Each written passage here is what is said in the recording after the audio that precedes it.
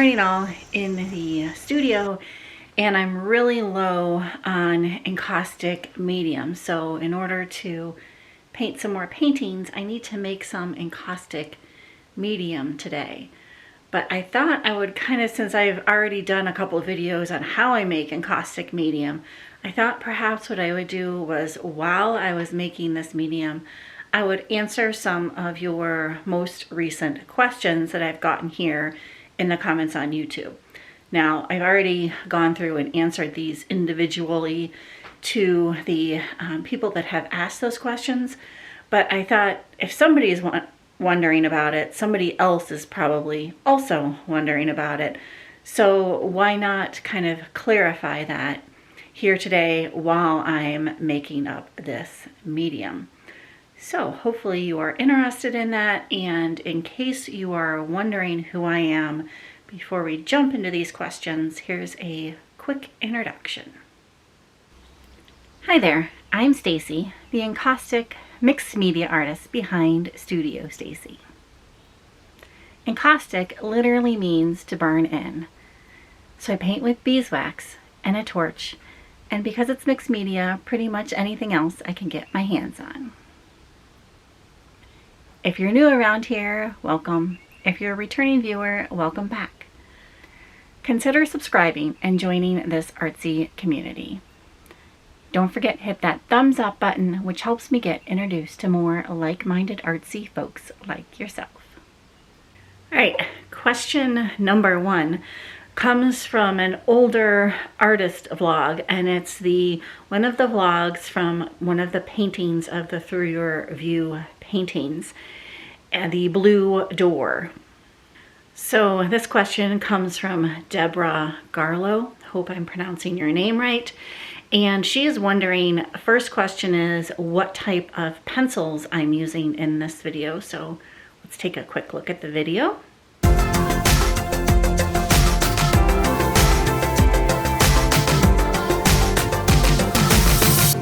And in this particular video, I'm using a couple different pencils, the Derwent Inktense pencils and the Stabilo Marks All pencil, both of which I use a lot with encaustic, and both of which so I use a little bit of water with these, either on a paintbrush or just dip the pencil into water. And both of these become permanent once they dry. So they're great to use with encaustic. They go over the encaustic surface beautifully, and they're wonderful for adding fine details in, like in this particular painting. And Deborah has a part 2 to this question, and that has to do with the image of the door. She wanted to know what image I'm using. Am I using an image of a door? And I kind of skipped over that part in the video, so apologies for skipping over that part. This is an older video, so I'm pretty sure what I did was I printed that image, and these images, the Through Your View images, all came from my newsletter subscribers. So a newsletter subscriber, thank you to that particular subscriber, sent me in a picture of this door, this blue door, and I loved it, so I just had to paint it. So I believe what I did was printed that out onto some tissue paper and then embedded that into the painting. I'm pretty sure that's what I did. And if you're interested in anything about printing out on tissue paper, I will put the artist in whose class I took. The name just escaped me, of course, just escaped me. Anyways, I'll stick that in here so you can go and reference her classes and things like that. They're really good classes, specifically about encaustic images, or rather photo images and encaustic art. Highly recommend that. But I'm pretty sure that's what I did with this video, and then I just kind of enhanced that image and painted over that image with some encaustic paint, the Derwent pencils and the Stabilo pencils, things like that. So thank you, Deborah, for your question. Hopefully that answers that.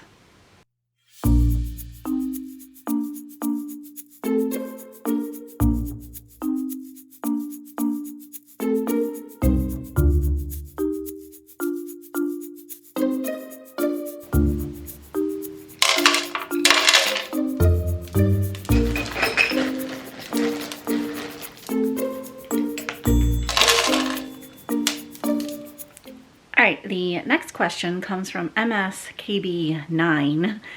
I don't know their name, but at any rate, they are wondering about encaustic supplies, specifically about encaustic tins to melt the wax snaps in. He is starting to gather their supplies, rather new to encaustic.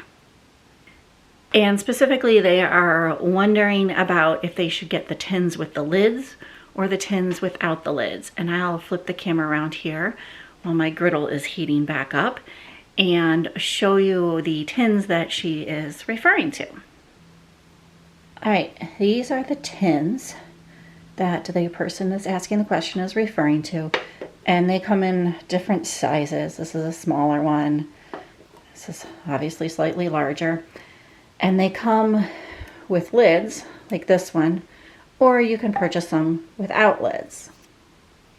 And if you've been here a little while, you'll know I don't normally use these tins. I have a tin for my white paint, a tin for brush cleaner, which I use just to dip my brushes in and kind of clean them out quickly, which is soy wax, by the way. Brush cleaner is also known as soy wax. And a tin for my drip tray wax drippings to make various different colors depending on what comes out of the drip tray. So those are really the only 3 tins I use. Everything else, all the other paints, I put directly onto my griddle, mix the paint with the griddle, or melt the paint down on the griddle directly, and then mix any colors up if I want to mix 2 different colors of paint up onto the griddle. So I don't use these tins for too much. However, this particular person was wanting to use the tins.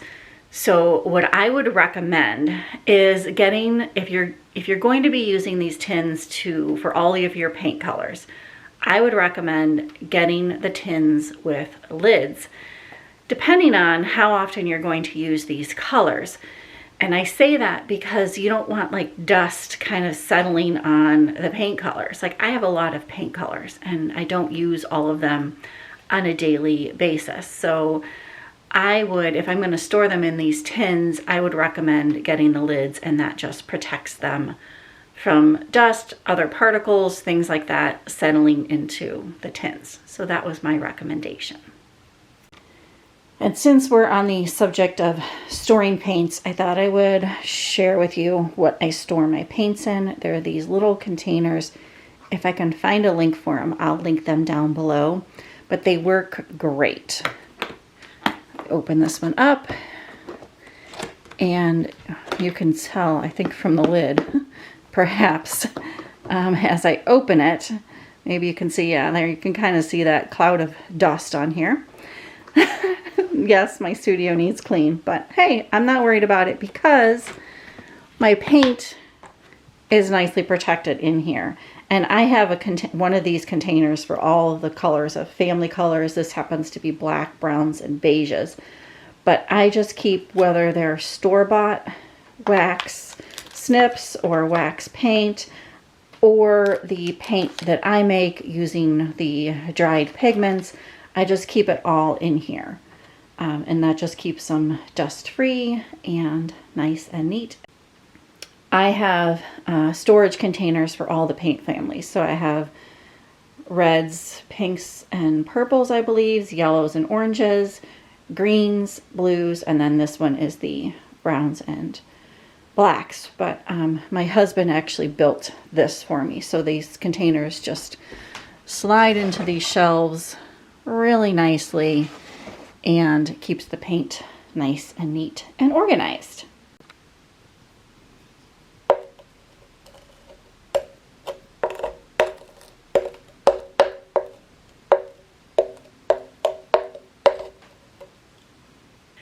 All right, this same person also had a question about blending. It was specifically on the video where I was blending encaustic paint colors together, making a background.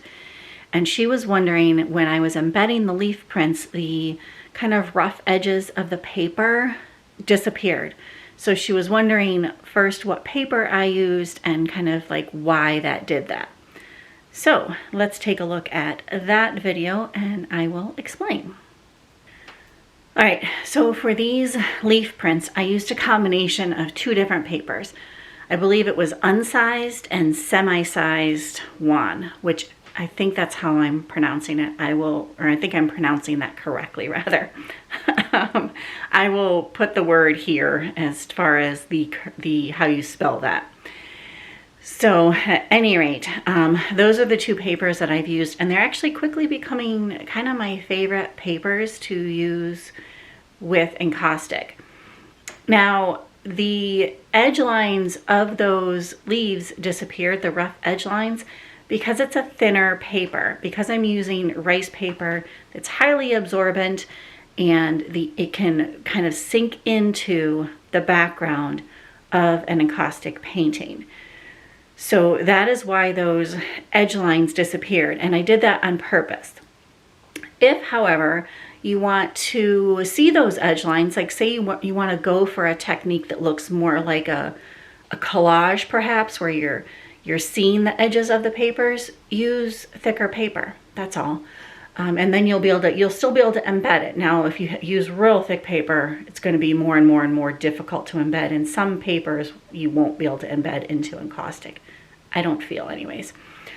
But the thicker the paper, you will see the edge lines, or you could just embed them a little less than I did, and you might still be able to see the edge lines. But with those really thin rice papers, they embed really nice, so the edges just blend away, and the leaves look like they're just part of the background. They're not like a separate piece, which I guess they are part of the background, but they don't look like a separate piece.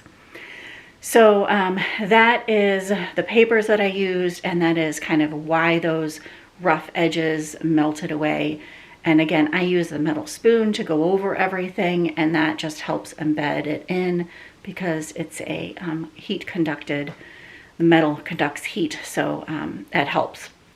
And if you do that, do it real lightly. Don't push down because you'll leave a divot in your painting. So hopefully that answers that question in case anybody else had that same question. All right, that damar is slowly starting to melt down, so let's get to one more question here. And that comes from Mary Ellen Owen, and she is wondering what product I'm using for the tar, also in the blended background video.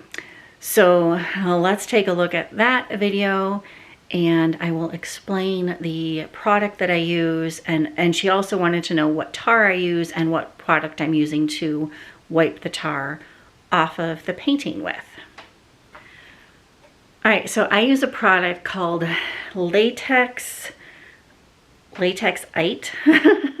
trowel patch, and it's a shallow asphalt patch. So you don't have to use this particular brand. Any brand will work. Matter of fact, I think I used a different brand in a previous paintings and such. This is just the type of brand that I can find where we're at now at this particular moment.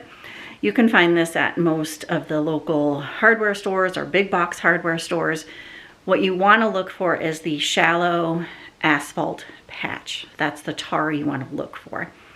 And I think it's in the roofing and or driveway section usually.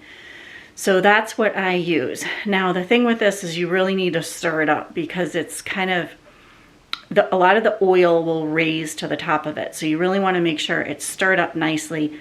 Sometimes I will even put it in a like throwaway kind of container, let it sit out just for a little bit, maybe a half a day, overnight perhaps. You kind of have to experiment to let it thicken up a little bit because it is pretty runny.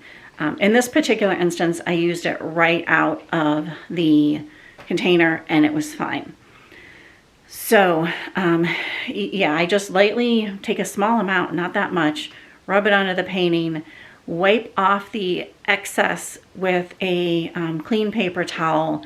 You might need to use a couple paper towels. I know it's a little bit wasteful, but you might need to use a couple paper towels depending on how big the painting is. And you can put this just in spots or you can put it all over the entire painting. I would encourage you to experiment and see what technique you like. But basically this fills in all of the little tiny crevices, brings out some of the texture of the painting, and kind of makes it look a little bit more rustic to me. Now it can change the paint color of the layers of paint that you have down. It can turn it a little bit more of a dull finish, a white. It can look a little bit more yellow. So just be aware of that, and like I said, experiment with it. And then the second part of the question was what I use to wipe off the tar with. So once I get the majority of it off with just a clean paper towel, I use a tiny little bit of coconut oil, and I just use this particular brand because that's what I can find. You don't need anything fancy. You can actually also use vegetable oil, but I find the coconut oil to be, I can use a little bit less of it because I can just put a small dab on my gloves to kind of smush it in, and that gets a lot of the excess, even more of it, off of the painting. And if you can really almost get the majority of it off. So the thing with using oil and this tar, because there is some oil in the tar, or it looks to be oil to me, you want to make sure you get all of that oil off of your painting. So I just keep swapping out to new clean paper towels. And like I said, I know it's a little wasteful of paper towels, but I haven't found anything else to really use that works as nicely.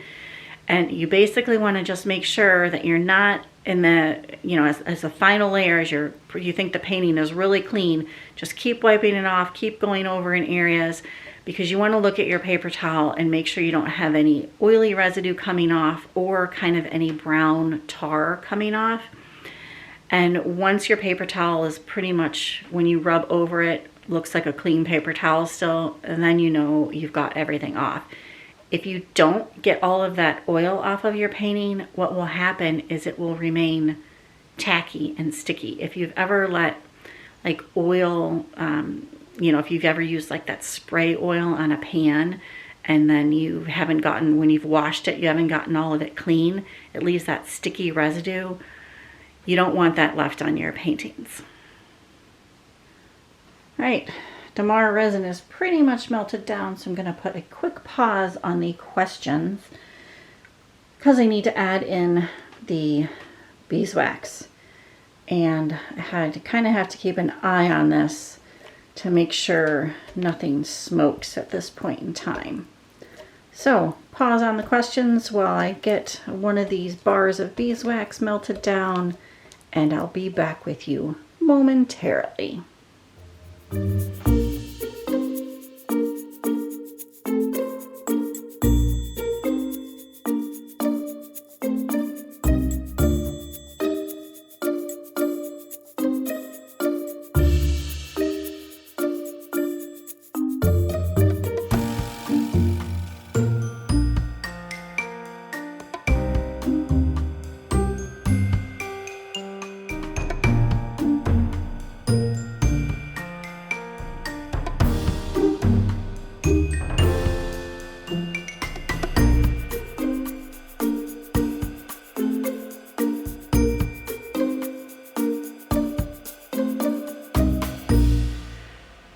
Alright, the last bit of beeswax is now melting down to make this encaustic medium. So let's answer one more question while that does that. And Lorraine asked a question about one of my older videos, and it was the video where I was painting with a large torch, painting a seascape painting. So she asked specifically about shellac, and do I mix shellac in with oil paint or white encaustic paint? So let's take a look at that video here real quick, and I'll answer the question.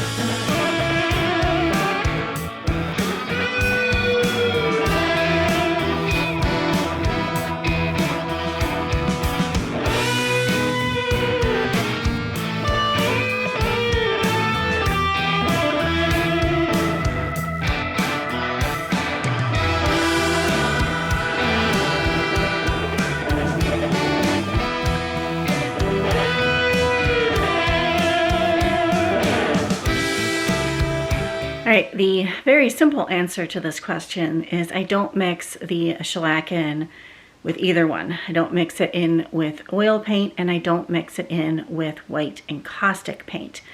I'll flip the camera around and show you what I do use to mix in with the shellac. I have an entire container of this, and this is actually what I also use to make my encaustic paint with, the different colors. So I get these, they're dried pigments. I don't want to open it because I have to put on a mask and gloves and things like that to open this, but it's a dried pigment. Hopefully you can see that in there. I get them from Earth Pigments, and I mix this in with shellac to make the various different colors of shellac, and I also mix this in with my encaustic paint to make the various different colors of encaustic paint, the ones that I don't buy from the store. So that kind of answers that question a bit. And I don't want to go into great detail on shellac or shellac techniques because I took a class, a paid-for class that I highly recommend, highly worth it, from Alicia Torme. I will try to remember to link that down there below in the description.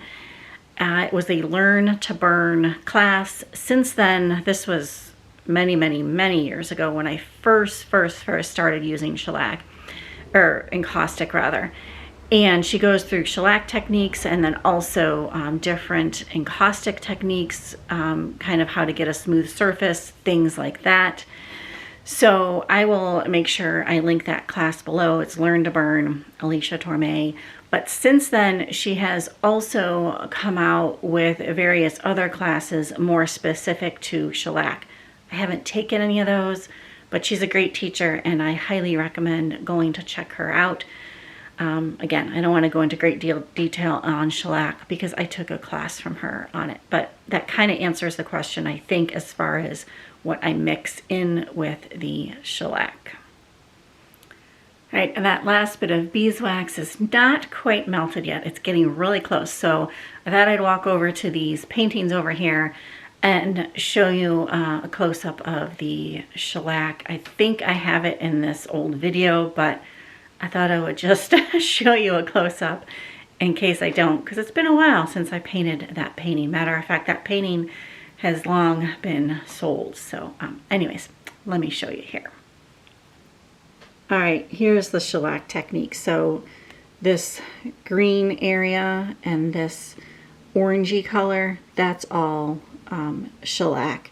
And you can see it makes that like bubble kind of effect, for lack of a better word. It's smooth, but it just kind of creates these fine little lines and bubbles, and it's a really cool effect. So there's the kind of shellac effect.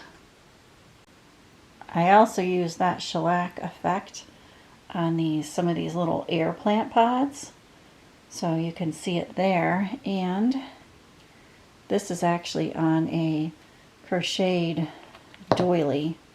So with the encaustic paint and encaustic medium over it. So you could see it there on a kind of smaller surface. All right, and I would say that was pretty perfect timing because the last of the beeswax has melted here.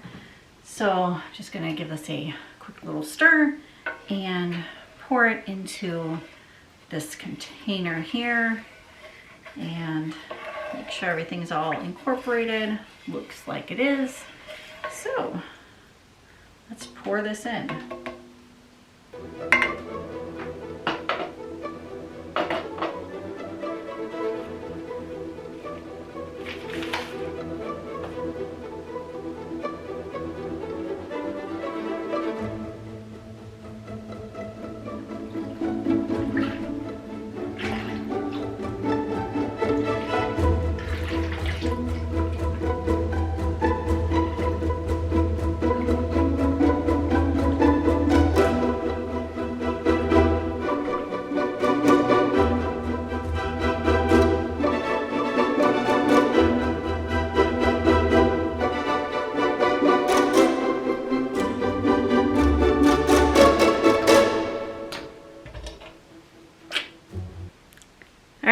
encaustic medium is pretty much made. I have a couple more steps to do. But I think I'm going to end this quick little question and answer video here. As always, if you ever have any questions, please let me know. Leave them down there below in the comment section or reach out via email, however you'd like to do it. I'm always happy to answer any questions that I can, and I'm always happy to talk about encaustic. So I'm gonna let you go here, and thank you so much for coming along. Please give the video a thumbs up if you liked it. Consider subscribing. And if you're interested in another question and answer video, maybe I'll kind of compile some more questions together. I always like to answer them immediately in the comments or whenever I see them in the comments, just so you have your answer. But maybe I'll do another question and answer video coming up in the future. So yeah, let me know if you're interested in that. I think they're fun. I always like when artists and other creatives do them, so let me know. Anyways, thank you so much for coming along. We'll see you on the next one. Bye for now.